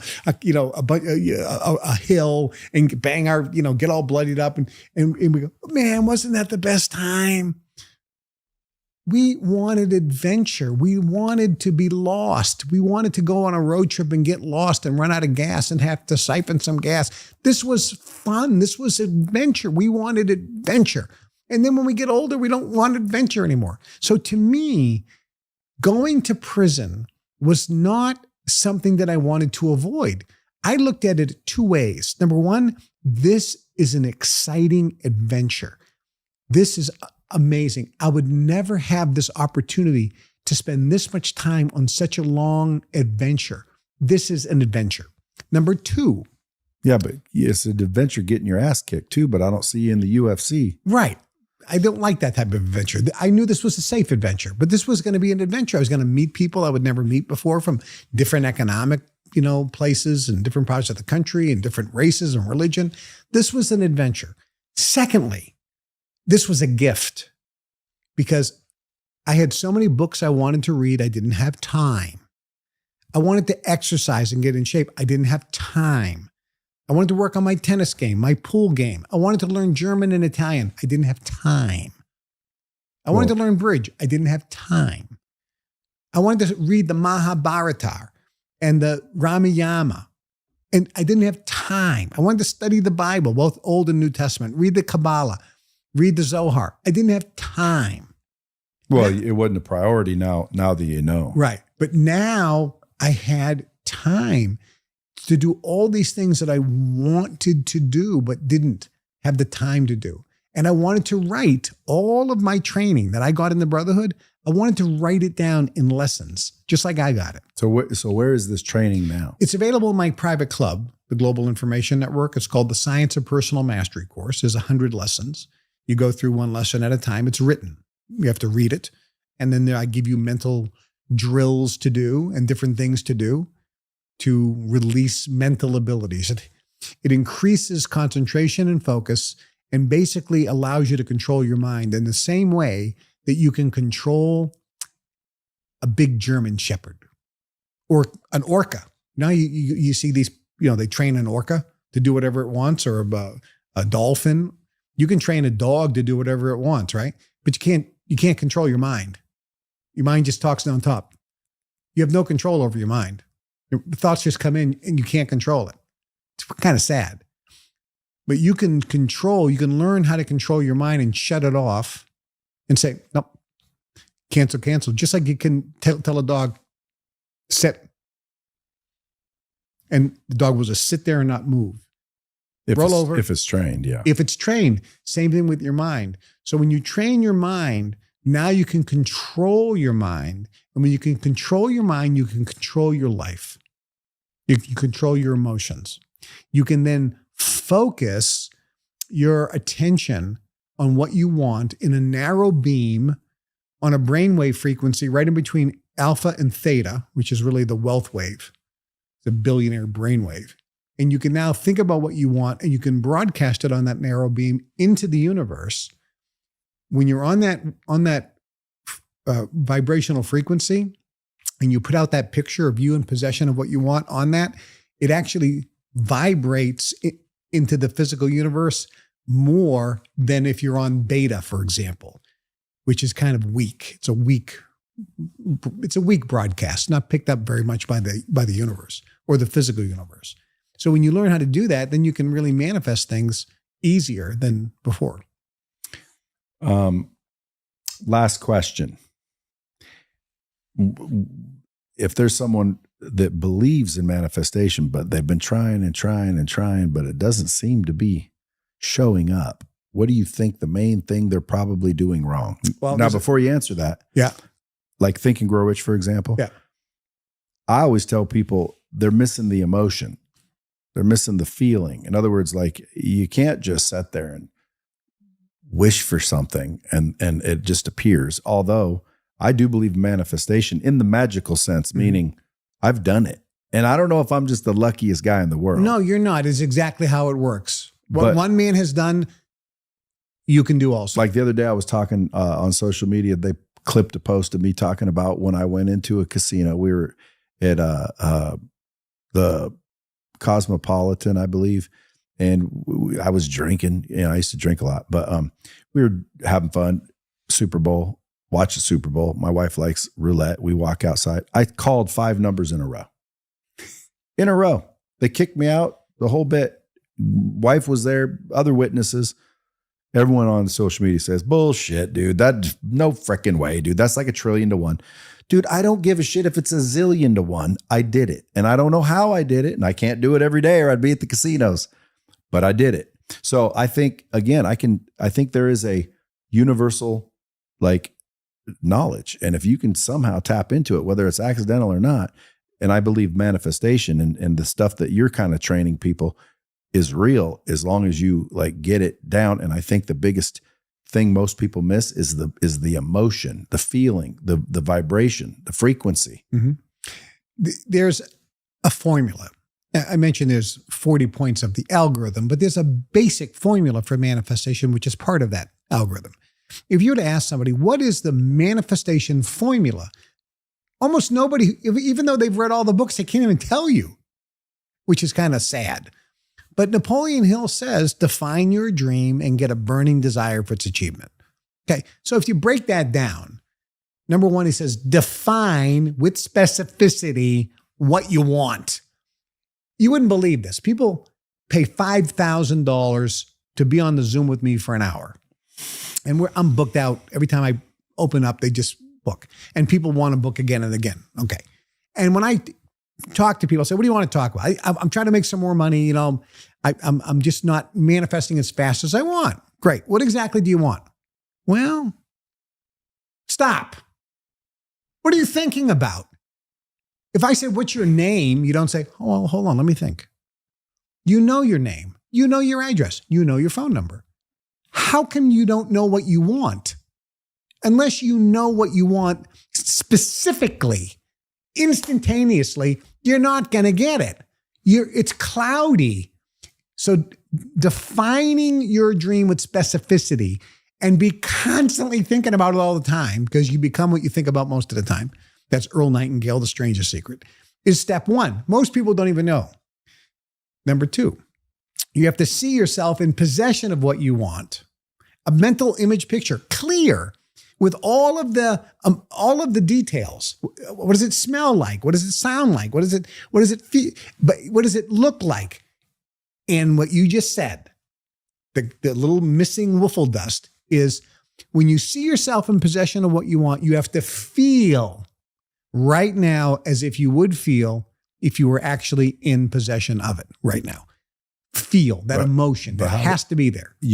People would only assume what it feels like. Correct. You can guess. You can imagine. Oh, you want a new Porsche? Fine. You want your credit cards to be at zero? What do you think? How do you think you would feel if all your credit card balances were at zero, you had no debt, and you had $100,000 cash in the bank? How do you think you'd feel? All right, we'll feel that way. Let's start there. So those are the things, but there's a couple other elements that are missing that people don't know. So if somebody is even doing that, which they're probably not, and they're not manifesting, I'll give you two that they're probably blowing it on. So define your dream with specificity, see a picture of yourself in attainment of it, in possession of it, and feel now as if you would feel if you actually were in possession of what you want. And then release an attachment to getting it. So that's what I must be missing. By saying, and you know, if it never happens, I could care less. You release attachment to the outcome. This eliminates fear of not getting it, which is a counterintention. It eliminates it instantly, which is why, it always happens when I least expected it. That's right. You weren't expecting it. You least expected it. That's when you found, because you released attachment to the outcome. That's when it can manifest. So that releasing attachment to the outcome, letting go. There's a whole book by Hawkins about letting go, surrendering, being a state of allowing is what Esther Hicks calls it. It's releasing attachment to the outcome. But there's something that has to happen before that nobody talks about. You can't find it in any book. It's the why behind the why. It's the reason Michael Jordan is a champion and champions are champions. Champions love winning. Agree? They love winning. They hate losing more. Think about that. A champion loves to win, but he hates losing more. Vince Lombardi, great coach of the Green Bay Packers, said, show me a good loser, and I'll show you a loser. Winners hate to lose. So the first thing that you have to do, and nobody talks about this in any book on success, is what is your pain point? What in your life right now are you fed up with that you are not going to tolerate anymore? Are you sick and tired of? What is it? What is it? Is it your credit card being maxed out? Is it not being able to afford stuff for your kids? Is it not being able to go to the restaurant you want to go to? What is that? The fact you can't get a new car? You can't get a new house? You can't get that boat you always dreamed of? You can't get that fishing rod you want? What is it that you will not tolerate anymore, that you absolutely will not tolerate anymore. Where's your pain? Where's that pain? Unless you find that, unless you contract that energy, you're never going to be motivated to do anything else. Remember the Rocky movie when he was fighting Clubber Lang, Mr. T? So Rocky's in the corner and Mr. T, Clubber Lang, is beating the hell out of Rocky. And his two guys are over there going, what the hell is Rocky doing? He's getting killed. And the other guy goes, no, he's not. He's getting mad. He had to get mad before he could take action, had to contract that energy. There was a dog laying down, an old hound dog, on this wooden porch. And this dog was just lying there. And every once in a while, the dog would go, oh, lift his head a little bit and then go back down. A little while later, oh. This went on for about 15 minutes. Every 5 minutes or so, the dog would be howling. So the guy says, what's wrong with your dog? He goes, oh, he's lying on a nail. He's lying on a nail. Why doesn't he move? Well, it doesn't hurt him that bad. He doesn't have enough pain to move. Most people don't have enough pain. You need to get some pain. And someone says, well, how? I live a great life. Yeah, be mentally broke. Make it up. Play a game. I have a nice life. So it's like, you know what the game is? I go into the first class section of the plane and I go, this is disgusting. How can I live another day flying in first class? I need a private jet. You start playing the game and you're acting. But the point is, act that way. You have to come up with some pain point. Otherwise, the universe is going to fall asleep and not manifest anything for you.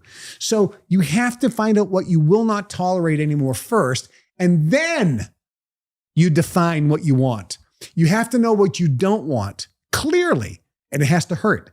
And from that point, you can catapult yourself and clearly define what you not only want, but must have. That's a burning desire. And that's what Napoleon Hill was talking about when he says, define your dream and get a burning desire for its achievement. It's a burning desire for its achievement because it's going to get rid of your pain. You're not trying to get pleasure. You're avoiding the pain. You hate losing. I will not lose. I'm winning because I will not lose. The thought of losing is so painful. I'm going to win.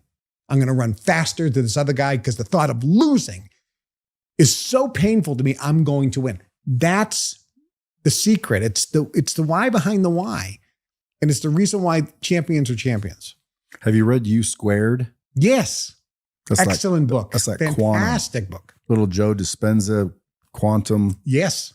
Starting to look into that a little bit more. Yeah. Based on what you said, I'm lacking the pain because I always think, well,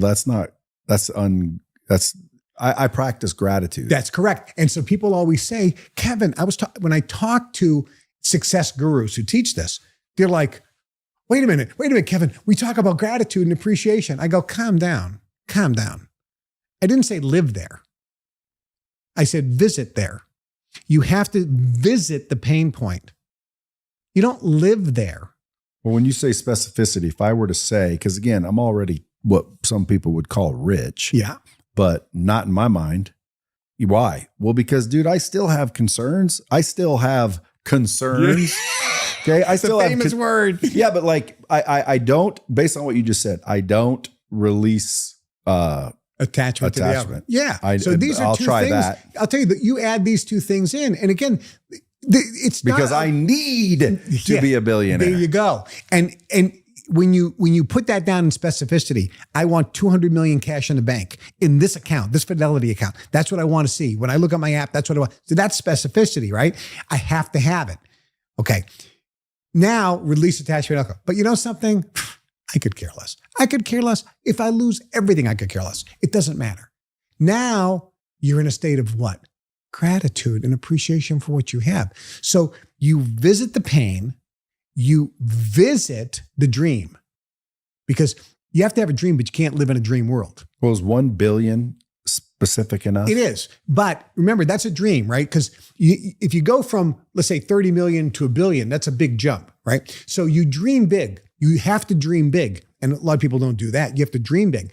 But after you dream big, then you go, but what's my next logical step?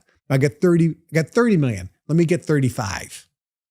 So when you dream big, I want $1 billion in the bank. I only got 30 million in the bank. Okay.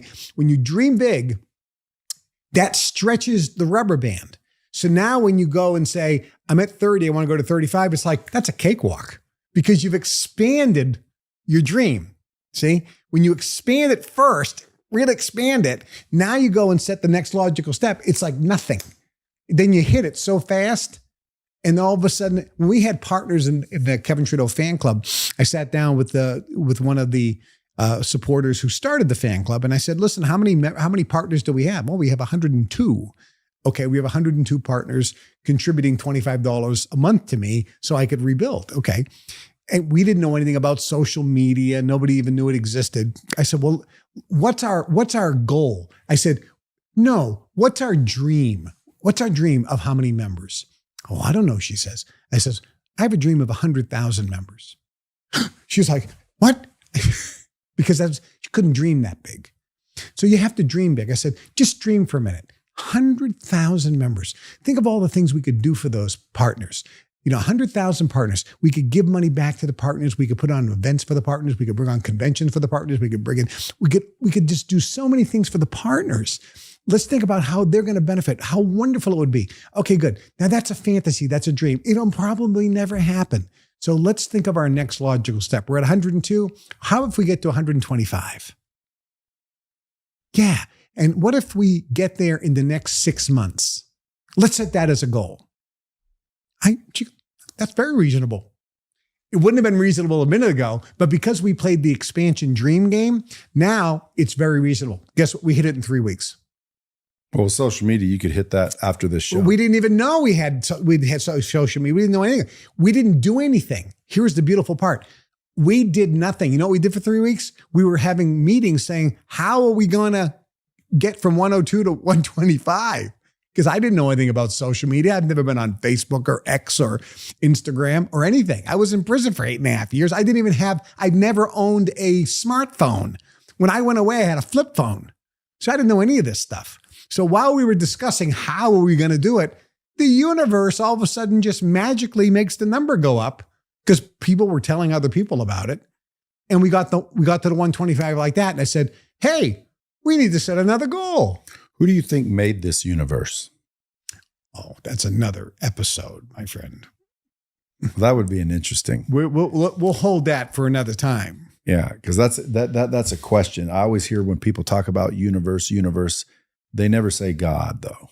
I don't know if it's because they don't believe in one or because, if you believe in all this universal,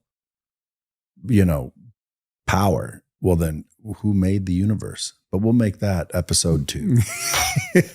Folks, there you go. You guys know where to find him. You probably already did, but now you do. Kevin Trudeau. That's Trudeau. You guys go get the audio book. I can personally attest it's a well-read book. It's actually enjoyable. A lot of good content there. If you want to join the global network, go to kevintrudeau.com. And, whatever you do, folks, believe, because I'm telling you right now, I've done it. I'm just still a student. So I might be your neighbor in that thing. Appreciate the book. Appreciate you visit. And if there's anything the Bomb Squad can do, tell them what they can do. What can they do for you? Well, just go to kevintrudeau.com. And if I could say anything, it would be this: don't let anyone steal your dream. There you go. And it's been a bomb the whole time, but I didn't want to carpet bomb the whole thing. Till next time, folks, keep it real.